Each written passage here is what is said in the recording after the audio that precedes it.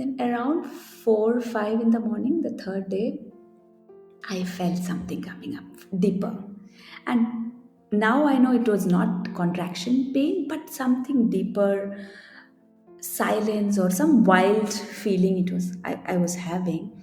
Then I remember it was drizzling outside. I was looking out of the window and I was really looking for a safe space to rest. That wild primal feeling of an animal, I felt that moment. Then I got to know that okay, it's time I should move.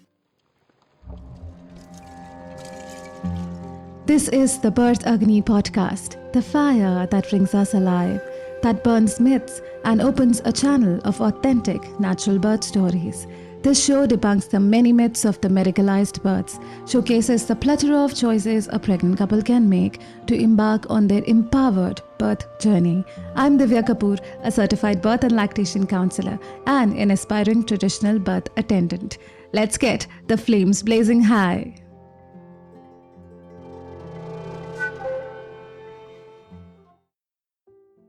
Are you somebody who allows life to show you the path in its wise and mysterious ways? I would be honest, in the world of social media today, we have a big, massive section teaching us how to connect with our intuition. Women naturally tend to hear their inner voice strongly. It is another thing that men laden with the notions of patriarchy forgot to trust, utilize the gift of intuition from their women. Afeeda was driven by her intuition from preconception to birth. She followed along, took brave, or maybe I should say, well-informed decisions, such as moving over 300 kilometers for birth to another city. You will know this in the story. She moved to a birth center. She had a surreal birth experience, and we will hear all about it now. Also, we bootstrapped this free resource, Akka Birth Agni podcast, so far. But to keep it from depleting personal resources, we ask you for your donation.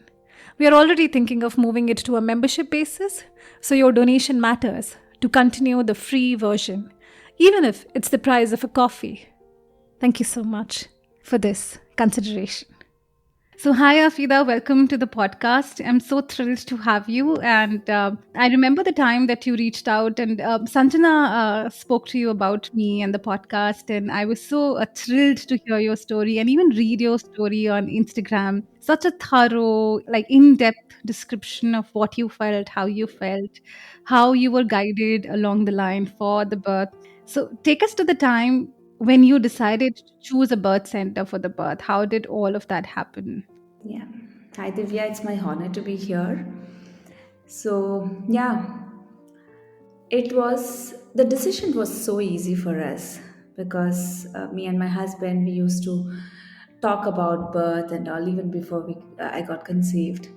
So, Birth Village came to our, I think it's Instagram. They put up a lot of videos and conversation around that. So we used to see that, and I remember we used to tell that, okay, in case, whenever if this is happening, we'll be doing this. So the decision came even before the pregnancy. So there was no doubt about that. But we were in Bangalore when I got conceived, and I remember going to the regular checkup to a very popular established option there. I was not happy, to be frank, over there because of many reasons. One, for every checkup, they were checking all the protocols and all, but not talking to me. But I really wanted to talk about because I was excited about this journey. I was going through a lot of emotional, hormonal, and everything was new. It was my first pregnancy. And I was so excited to talk about it. But every time I meet her, she was like, okay, this is fine, this is fine. As if I was a new person. So I was not feeling that connection with her. And I was not feeling that she was taking me as someone who's going through a journey. Hmm. Or taking care of you. Yeah, and talking to me and seeing me as a woman who is pregnant, carrying a life, going through it, that journey which I already had started inside my mind and system. But first 3 months, I was consulting that doctor, doing all those regular things, and I remember I had a slight bleeding also, Hmm. and it stayed for I think 2 3 weeks. Then I took some break from work. I was taking rest, but after my first scanning, I remember clearly I was talking with the doctor and I was asking her, I really want to go back to work. Can I drive and can I do like my normal thing? She said, it's your choice. If something happens, don't blame us. So she was not taking accountability of what was happening there, and she was throwing fear over me. And pregnant woman is already going through a lot of things, so that reassurance and that safety I didn't feel there. So after that first scanning, if everything was perfect, I came out of the hospital and I remember I told my husband Shahid, we are not coming back here anymore. We are going to birth village and see how things are going up. And on our way back, I remember we met Donna. I went to her place. Donna, Hmm. I'm sure you know her. Yeah, Donna is a midwife at Birth Village. Yeah. Yeah, and she conducts active mama workshop and all. I went to her place and I was talking to her about everything what was going on, and she was so cool. And I remember she asked me, "Are you driving your car with your uterus?" I said, "No." Then why are you asking these silly questions? Then I realized that okay, this is a different dynamics. I don't have to function with fear and protocols, and she gave me that assurance. Then everything started to function very normal, and I felt so aligned to what I really was going through. Then we went to took a trip to Cochin, birth village, consulted there, and in 1 day consultation, we have decided okay, we are coming here for the And delivery. how far along were you when you went to Birth Village? I mean, in terms of how far along in your Oh yeah, yeah, pregnancy my were you? pregnancy after third Yeah, month. third After month. third month, yeah. All right. After third month, after first scanning, Yeah, and I was decided not going to that hospital anymore. yeah. Then to move to Cochin. Then yes, then we decided that we are going to come back there for delivery, and they have their own procedures of how we connect with them throughout the journey, even when we are not there. And we came back to Bangalore, and for the local protocol consultation, I found a very nice obgyn who was who was practicing in a clinic there, a small clinic, not so mainstream. So she was very nice, and I used to meet her, and we do talk about this even while going through the procedure. So I did all the procedures in Bangalore in that clinic, but I was preparing and getting ready for birth village. So Yeah, this is how my medical system connection with yeah, medical system right. during pregnancy went. Yeah. Yeah, lovely. Now I have this question: how far is Cochin from Bangalore? Because one of the questions that we do have a lot of mums on the podcast, a lot of stories for the listeners where they moved from a different city to Bangalore, some to Hyderabad for the birth. For example, Sanjana, in fact, went from Mumbai to Cochin for the birth. So these women have traveled because they knew that when the system is supportive, they'll be able to have the birth they desire. And when the system is not supportive, it's really a fight which is not worth it, especially during labor. So in terms of the distance, how far is Bangalore to Cochin? Just for the listeners to know that distance as a first time mom, it's yeah, I mean it can be managed and worked through if you really desire to have that experience. Yeah. So my case was I was working in Bangalore, but I'm from Kerala. So after my 30th week, I took break Mm. from I took my maternity leave. Then I traveled to Kerala, which is around 200 to 50 kilometers. So after 30th week by car, we drove. It was an easy, relaxing. We used to talk. It was our favorite moment together, driving and stepping out for a tea and chatting, all those things. And I came to my family, my parents' house in Kerala, and I stayed there for a couple of days and met my family and relatives and all. Then we drove from Kerala to Cochin. From Kannur to Cochin, which is around 300 kilometers. It's far place. So again, it's a long drive. So we packed everything, me and my husband only. So we started our journey from my home. In between in Calicut, we halted there for a couple of days, met friends. I remember it was during December. We attended Christmas parties, even went to friends' wedding, then That's so beaches sweet. and explored food. So we felt it like a beautiful time together. And one thing, Birth Village also prepare you with more information about what happens in your body during each week. So by 32nd week, we can expect labor anytime. That's how we are informed in our Lamaze classes. So till 32nd week, if there is no complication, you can travel and do everything. And we just have to be near birth village by 32nd week. And I remember after reaching Cochin, after meeting Priyanka, who is a midwife in birth village, I crossed 32nd week. I'd ask her, can I roam around the city and have fun until the time? She said, Hmm. you can even go to the hills and have fun and come back. Don't worry, contraction doesn't happen just one day, one moment, and next moment you're not delivering the baby. So relax, your body will tell you. So I think that way, if we are informed about what's happening in our body, then we can make right choices with whatever is we are looking for. For me, it was Hmm.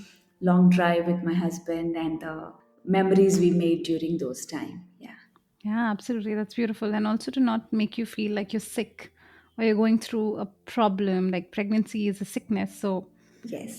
every move you take is going to have a repercussion. And that's not the language around birth.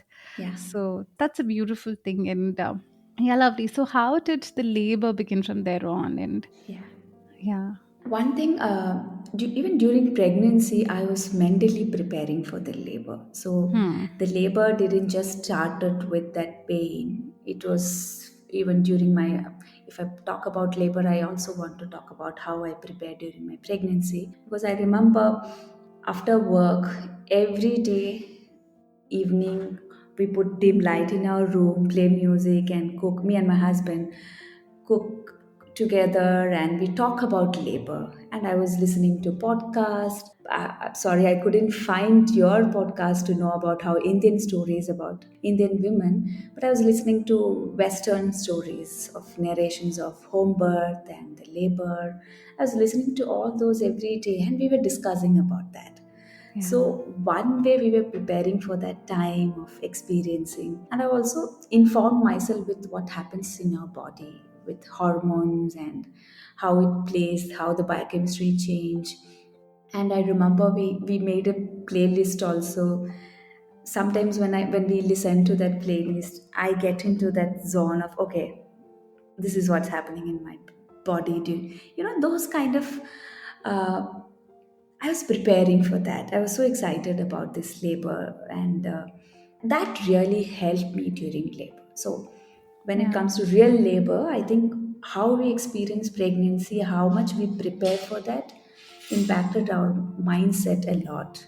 It really helped me in that way. So, with labor, yes, on first Jan 2024. I remember I woke up in the middle of the night around 4 o'clock. I was sleeping. I woke up for a pee, small shot. That last stage you pee Yeah. and then you The, come back for short sleep. the frequency of the peeing also increases towards the end. So yeah. Yeah, so I woke up from sleep, but I noticed that there's a water leak. Then I called Birth Village team. They were always available over phone. I called them and said this is happening, and it was slight. It was not even. It was not like water pipe coming. Just one or two Hmm. drops were coming up, Trickle. and I Yeah. informed her. Yeah, trickling were. Yeah. So I informed them. They said, okay, it's fine. You see how much it is coming. What is the frequency of that, and how long it take to soak a napkin. That's what they said. Then I came back to sleep. Then woke up around 9, 10 o'clock. Then we went to the birth village to see the vitals. And everything was fine with the baby and the heartbeat and ECG, everything we did. Then Priyanka explain every possibilities. She said, okay, in regular setup, what a leak means, you go for emergency, do C-section, done. Here you have a possibility, either you can induce or you can wait. I told them I'm ready to wait because I was so sure that it will come naturally, and waiting for Yeah. 24 hours was not a big deal. Yeah. So we didn't disclose this with family or anyone to being manipulated by their worries and Hmm. fear. So we came back home very lightly, like, okay, because birth village is nearby and the only possibility is the vaginal infection. So we stopped going to Yeah. public toilets and all of those precautions we did. I was hydrating enough and checking temperature and all those monitoring Yeah. was happening, and 24 hours happened, no pain, not Hmm. not a single pain. Then I started to, as a slight concern was coming up, we went to birth village again. Then every vitals are fine, and she asked me, what's your decision? I said, I'll wait for some more time because somewhere deep inside I was so sure that it will come. Then I signed the paper and all those formalities done, and Formalities that you're we, taking your own responsibility, and that's what we do wherever we go. yeah, We sign a yeah, paper that we are owning our birth and our yeah, decisions. So I just want to stop here and just highlight this so that families know that even if you choose a hospital for a birth, thinking that someone else will take the decisions for you during the birth and offloading that will further mean if I'm supposed to take a decision on your behalf, I'll factor in my convenience, my yeah, state of mind, my experience in it, which is not fair, in a primal setting, because you as a human being, you're going through your own birth and you have a really big tool, which is intuition. Now, how yeah, do we cultivate intuition? That's also an absolutely different like it's a different topic altogether, but there is a yeah, space for intuition, and each one of us have intuition. We sometimes just don't recognize it or realize that it's there, or are aware enough, or we're slowed down enough to hear it. So everywhere we go, we do take responsibility of our birth. So when we know that eventually we are liable for everything that happens to me during and after the birth, our decisions are highly are going to be absolutely different in so many ways. So yeah, just wanted to say that. Yeah. yeah, I completely agree with you. Uh, as I said before, I think the pregnancy prepared us for this. I think it prepared me Yeah. for this, taking this Yeah. decision, because I was cultivating a ways of connecting with myself. I remember touching my belly and feeling my baby inside. You know, those some moments and glimpses I was having during the time. So I was so sure about it. Yeah. Now, when I think back, and me and my husband sometimes sit now and think, did we take a big risk without thinking much about the reality? I was like, no, that time we were so sure. I was very much sure about it. Yeah, yeah, yeah. And that's where intuition comes in, because we don't Yeah, know. And sometimes there have been stories where women have gone on 3, 4, 5 a week with water leaking when they're being yeah, monitored.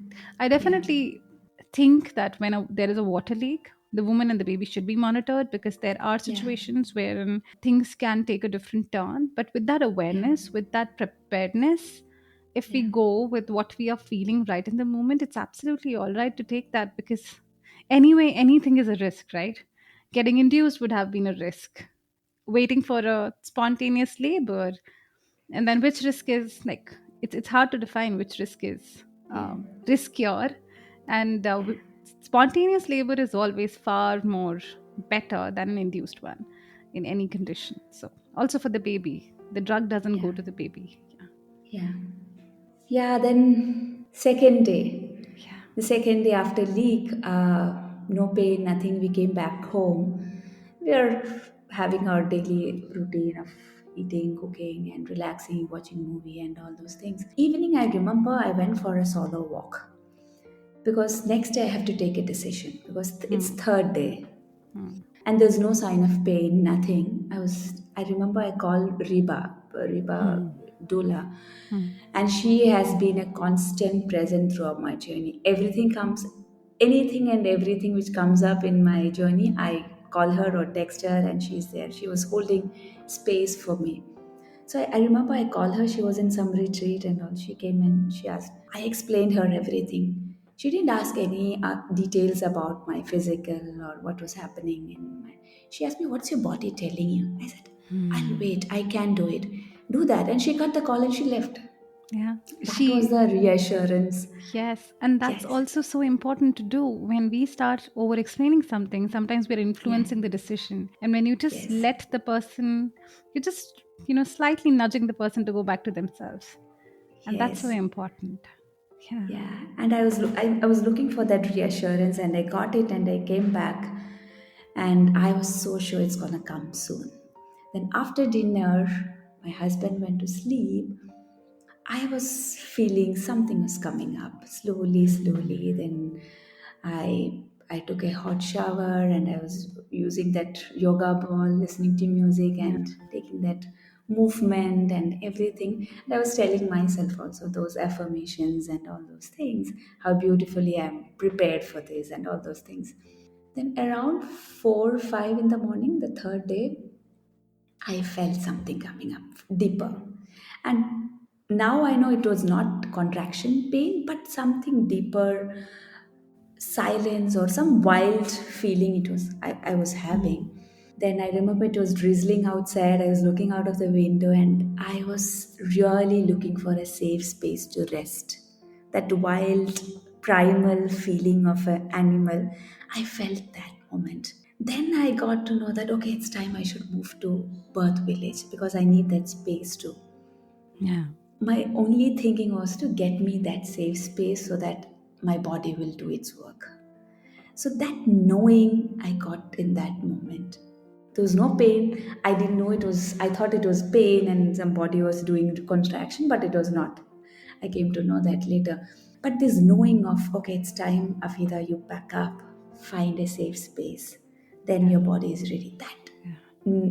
innate Yeah. wisdom, I felt it there. Then I called my husband and said, okay, let's go. Then we reached birth village around 6 a.m. Then Priyanka came and she checked the contraction was around 3 centimeters. She said, no, nothing to worry, you just take nap. Then I felt so safe and sorted. You were dilated to 3 centimeters already by then. Yeah, but there was no much pain or, Yeah, yeah, yeah, yeah. not was not ready for an activity. She said, you rest because you are concerned about a lot of things. And I rested. I got a very peaceful sleep there. Then I woke up around 9 in the morning. Then we got our breakfast and we were walking. That's when I slowly realized that the pain is coming, contraction is happening, but the frequency was low. I mean, it was not that much. Then around 11 a.m., she checked the dilation. It was 7 centimeter. From that moment, I really felt the dilation, or sorry, the contraction. Then I took a shower, I changed to my comfortable clothes. That is when the real pain, Yeah, yeah, deep yeah. labor started. Then my movement also evolved around that. Whenever contraction comes, I rest, I get massage from the back, hip. They were also, sisters were also there, they were helping me. My partner was also there. I was hydrated enough. One best thing about that space is I was allowed to move wherever my body was taking me. I was taking Taking. stairs, I was Yeah. moving to my room, taking the corridors. So wherever my body was moving, I stopped whenever it said. So that was the situation around 11:30. Then the pain, real pain came. And with the position, I remember Priyanka said, you try lying down on the bed for the Mm-hmm. labor position. You try that. Mm-hmm. I tried that, but I was not comfortable. So again started walking, and there was a rope hanging in the middle of the room. So I pulled Yeah. that whenever the contraction came. It was near the bed. So then I figured out that okay, that's my labor space, That's your that position. position. Yeah. Yeah, That is so my helping. body only uh, Mm. informed me that okay, that's my Mm. comfortable position. So whenever I get the contraction, I came to that space and I was holding that, and so it it all came so natural. The movement was so natural and uninterrupted. They were following me, and they were Hmm. there whenever I needed the support, the hip Hmm. massage and the water and the hydration part. And after a point around 12 p.m., I remember it was so high. And Priyanka said it's 10 centimeter dilated. Get ready for it. You take your time and slowly take her out, take the baby Yeah. out. Yeah. But it was unbearable pain, and that is when I surrender. That is when I that moment I still remember. That's when my that that humming came, that primal sound of Yeah. humming came, that You wanted to vibration. vocalize, you wanted to now use your sound to be able to work with it. Yeah, that is the moment I got into some sacred space of birth. That's when my thinking stopped, my voice stopped. I stopped looking at people also. I was feeling that, they are, I am moving away from them. I'm getting into some portal, some space.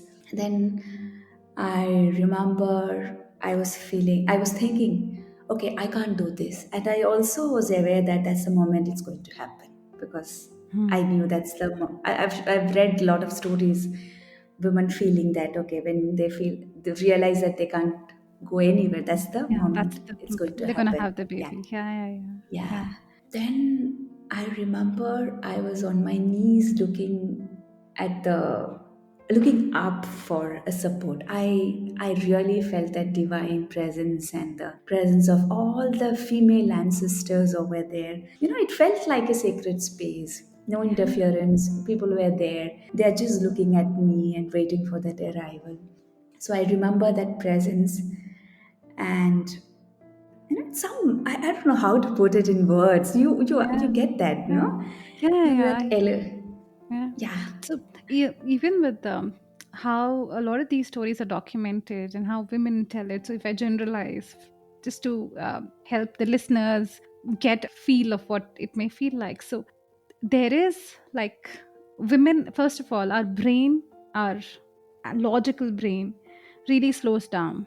And as the intensity increases, as you're closer to giving birth, it really slows down. A lot of natural painkillers, including DMT, is released, which is a psychedelic drug in the body that takes you in a trance space.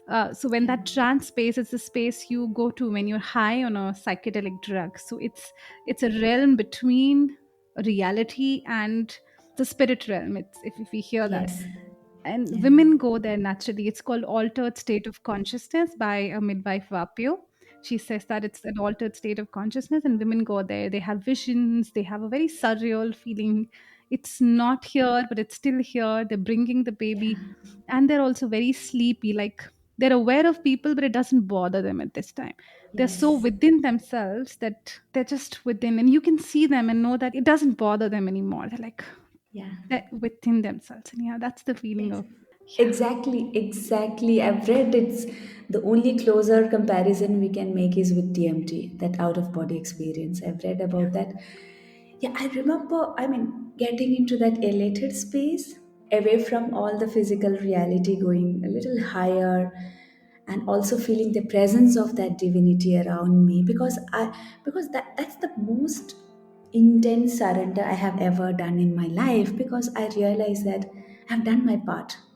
Now it's the support of the, whatever you call it, energy or universe or God or whatever you call it. This birth cannot happen with our thinking or with our procedural thing. This can happen only in that sacred space. I Yeah. experienced that. Oh, I don't that's know whether I'm beautiful. making sense with You the are. words I'm using. Absolutely, you are 100%. It's beautiful. Yeah, after I remember reaching that space, I remember that, okay, this is the space. And one hard push I've made, I don't remember after that. I don't. That's the out of body DMT experience I really had. Then I don't know how much seconds it went, but slowly I was coming back to my reality. It felt like going up and coming down. Coming back, I saw the baby. They were holding my baby, but I was not into that physical reality. I was taking slowly coming down and getting out of the highness of that Yeah. experience. And I was looking at people and I was so out of zone and I was in that high of that Yeah. sacred space. The birth high. Yeah. Yeah, you know that hormones and Yeah. there was no pain of anything. I just remember that push and it's a out of space experience. And I asked my husband, he said it's a baby girl. Hmm. And I was like, yeah, we were so sure about, I was so sure about her. I mean, it's going to be a baby. I don't know. We didn't have a name for a boy also. We were like, Ah. if it's a boy, we'll see what we can do later. We were so sure. I was so sure about that. I was so sure about her arrival, her name, her connection. Everything was so connected even during the pregnancy. So I was not surprised. Then slowly they took me to the bed. I took a lot of time to get into that reality. After that, everything looked so something is happening around me, kind Hmm. of a thing. I was so Hmm. out of zone. Hmm. But I remember that breast crawling experience. They put the Hmm. baby on my belly and she was crawling to my breast, and the feeding was also, everything went so smooth. I felt her on me. The rest of the things, it was slightly uncomfortable, but I was also detached from what was happening. Like there was a Yeah. slight perineal tear, there was Hmm. a stitch inside the vagina and outside, a couple of Hmm. stitches. Gynecologist came and she did that. Hmm. Then yeah, then it was, I took some time, I took some hours to get back to my reality of my physical body, but I was also so high about seeing baby in that way. So I was in that two dimension of Hmm. high with baby and also getting back to reality. Hmm. Yeah, that Yeah. was birth. Yeah, that was wonderful. Absolutely. And how, like, at what week were you in when the labor started? Were you 40 weeks, 40 weeks plus? No, 32. I completed 32. It started beginning of the 33rd. 33rd, and 33. you had your Yeah. baby. Oh, Yeah. wonderful. And the breastfeeding, everything went smooth. And oh, that's amazing. And the And she birth was also, yeah, 2.78 weight, so it was also yeah. not an issue. Absolutely. And now, like the gestational weeks that we calculate, they may or may not be accurate. That's also true.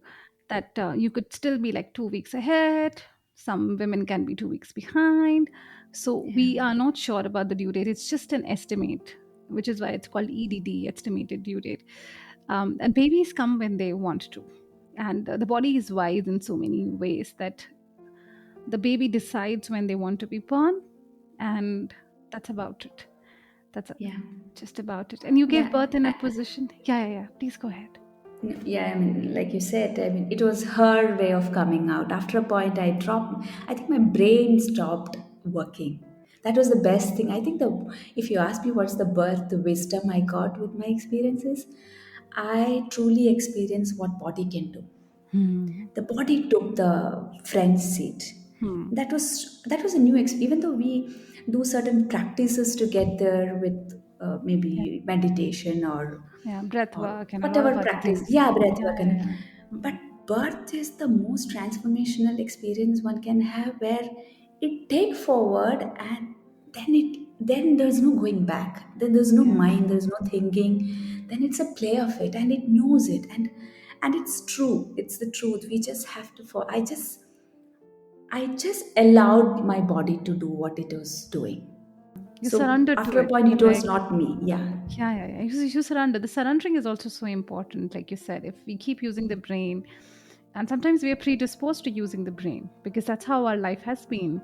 We're using, we've been over taught to use the brain and use the wisdom less. Analyze, plan this, Yeah. plan that. Sometimes plans don't work because fate has a different direction for us, and it gives us signals. It often redirects us.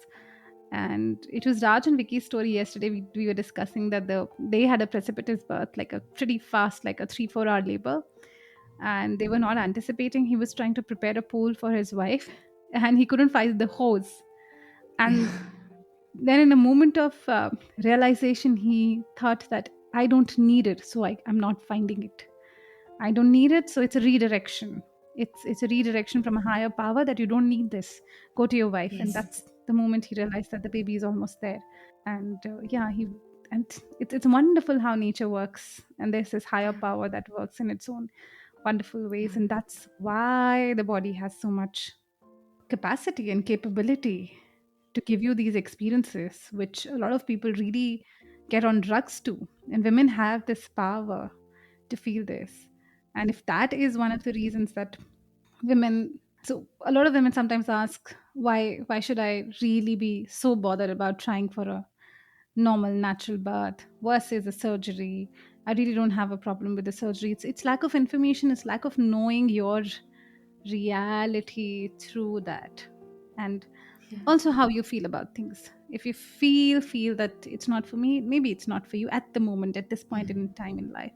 And maybe at some point you do feel that it's for you, and then you'll know it, like the inner knowing, like you were saying, this feeling of knowing.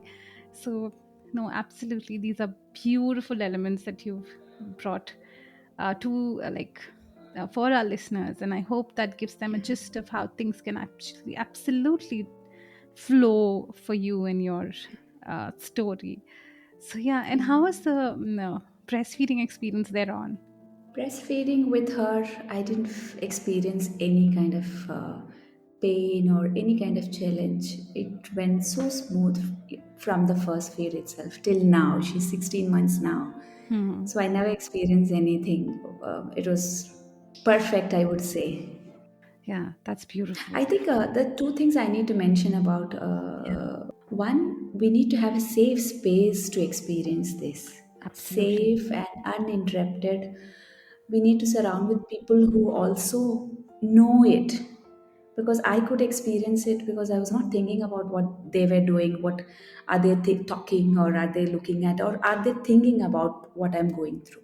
Hmm. If they are taking decision over me, and if they make me feel like, okay, they will wait and make a decision, you just do it right now, that was not the space.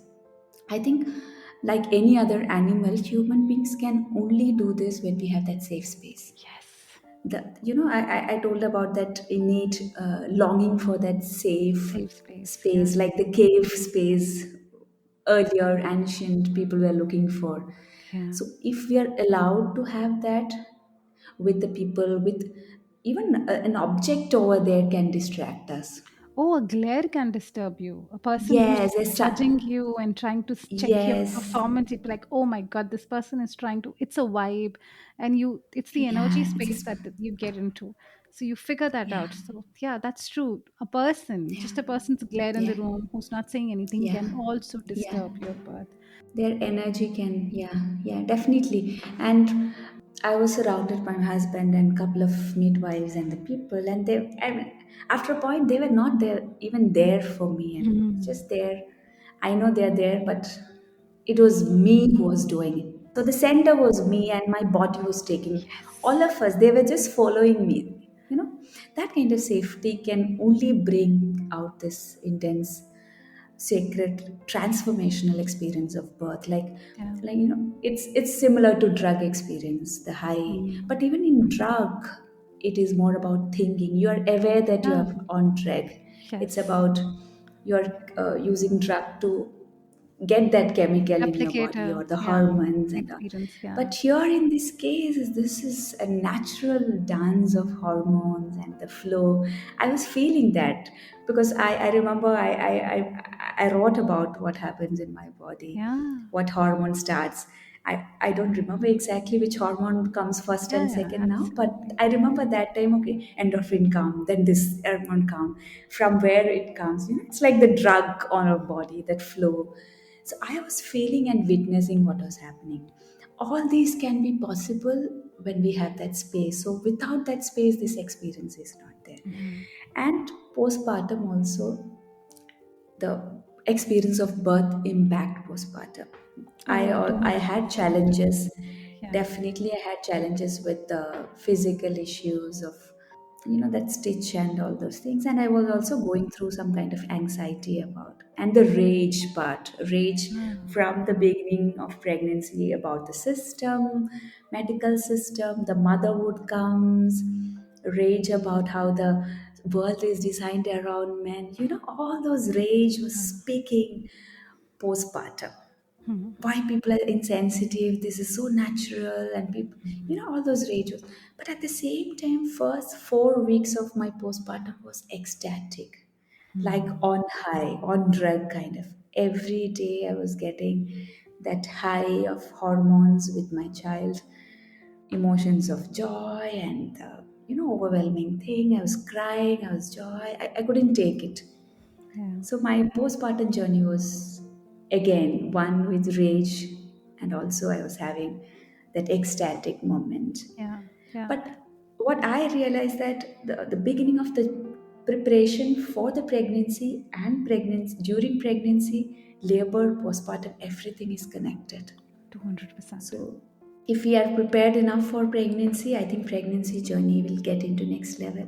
If a pregnancy is preparing for labor, then labor will get into that. If labor is done in that way, then postpartum can get into a different level. So I can't talk about only one thing. Oh, It's a yes. journey of three states, yeah. No, that's incredible. And it's so important to bring this up and to talk about the safe space because, like mammals, like all mammals, if you see, and I give an example of a cat all the time, that if you have a cat, if you've ever had a cat, or if you've ever seen a cat give birth, a Yeah, cat will find a hiding place. She'll hide herself. And if you enter her birth space while she's laboring, she will slow down her labor because the stress has gone up and the labor hormones, the oxytocin has gone down. And now that's a defense mechanism because that's giving you a place where you can get up and go and find another safe space so you can labor peacefully. So that need for privacy, like you rightly said, then that yeah, need for privacy and a birth space, it's so important for birth to unfold, which is why when you have to sign a paper everywhere, find out where your safe space is. Where do you want to really go? Where you wouldn't have to fight, where you wouldn't have to use your logical brain because that's counterproductive to the birth process in itself. And that's why a lot of women in the hospitals, even having normal births, do not feel this. Our moms, like my mom, have had two normal births, but she did not feel yeah, it. yeah, She's never spoken about it in that sense. And a lot of women before us have not. Maybe before them, it was so normal. yeah, And that's why they wanted to have so many children. it's it's an experience you would want to crave for maybe yeah, again and again. So yeah, no, thank you so much for yeah, beautifully kind of connecting the whole of pregnancy. And these are rites of passages, like we say in the birth world. It's yeah. a pregnancy is a rite of passage, birth is a rite of passage, and then Yes, postpartum is a rite of passage. And this rage, I think, is so important to women because now you're yeah, in a zone where you are protecting your baby, and that's the way you're protecting your baby. And because the threat today is not really a physical threat of a predator, yeah. it's the threat of society in general, and that gets on us System, that yeah. yeah, the system, and how are we going to protect our children from the overwhelming weight of the society. So I Yeah. love that you brought that up, and it's so important for the mama lionesses to feel that rage. And yeah. Yeah, I just want to add to what you're saying with the rage postpartum, what I'm experiencing even now. I think after delivery, I mean, after that labor, that experience of labor, one thing I understood that knowing part has become my strong trait, or my strong, whatever my system has shuffled or changed, transformed with that experience. Hmm. Otherwise, I don't know how we take decisions. Women, mothers Yeah. find it difficult to take decision because she doesn't know. But with me, what I understood that when I look back now after you said it, I was thinking like with that experience of birth, because body knew it, I knew it. That knowing part has become very strong, and now whatever decision I have to take about my job, my career, or even the daily things, even before thinking, I knew it. I think mothers know why babies are crying. That knowing is very Absolutely. wired in our brain. So Yes. the experience of birth really strengthened that part. I think that's the most transformative thing happened in my life with this labor process. And also I got the experience of that I get goosebumps. Okay, I won't stop also talking about that Oh, experience of that sacred please. Yes, space please.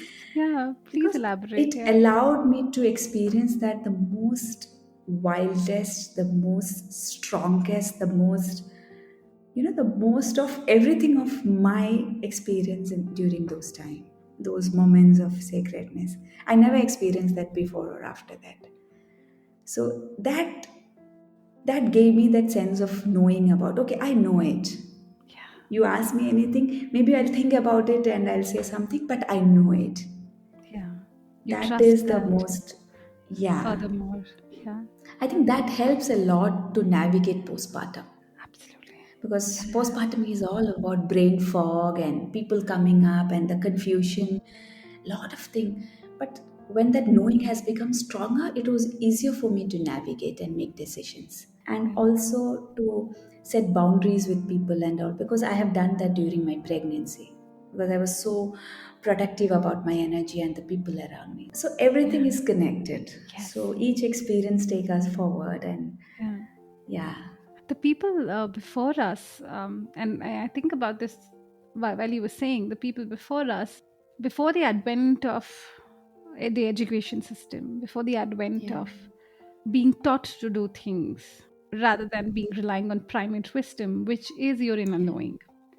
Yes. We as human beings have navigated this world with that inner knowing it's gonna rain, inner knowing it's gonna thunder, inner knowing it's that's how animals know there's an earthquake Yes. that's gonna come. They have that awareness that something bad is gonna happen. I need to run and I need to find another space.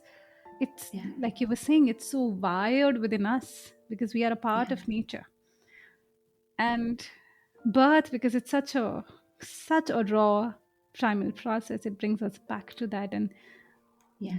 embodies that trust that we can take for life. I mean, it's a crash course like Yeah. into life, much Yeah. like postpartum and the rest of it. Like you were saying, it's all interconnected. So yeah, that's, Yeah.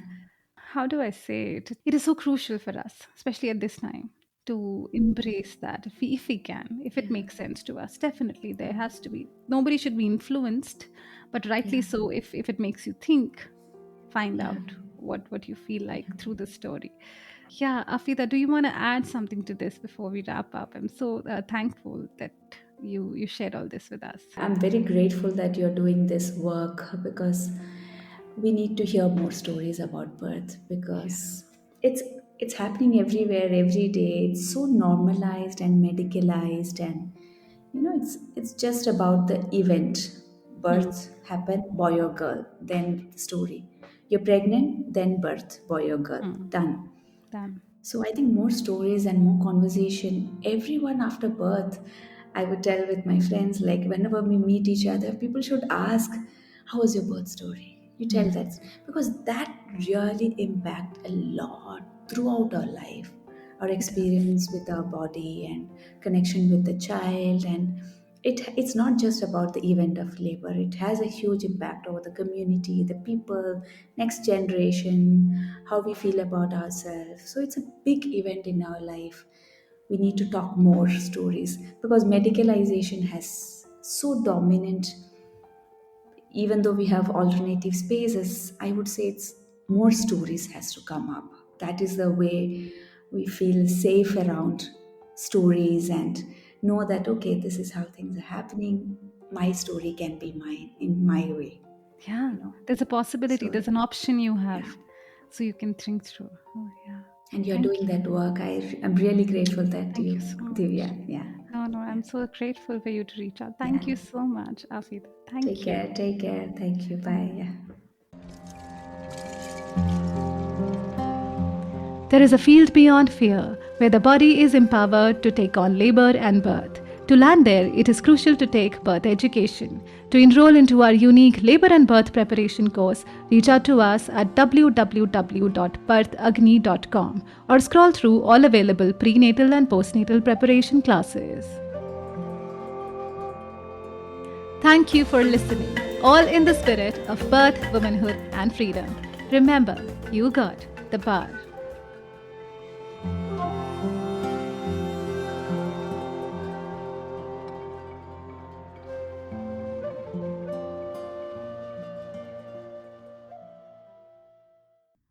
podcast is about physiological birth and does not offer or claim to provide medical knowledge or diagnosis.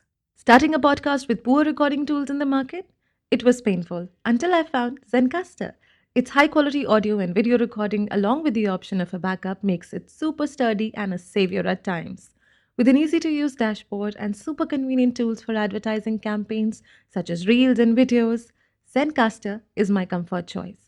Go to zencaster.com/pricing and use my code BIRTHAGNI, BIRTHAGNI, and you will get 30% off of your first month of any Zencaster paid plan. I want you to have the same easy experiences I do for all my podcasting and content needs. You may also explore their free hobbyist plan to begin with.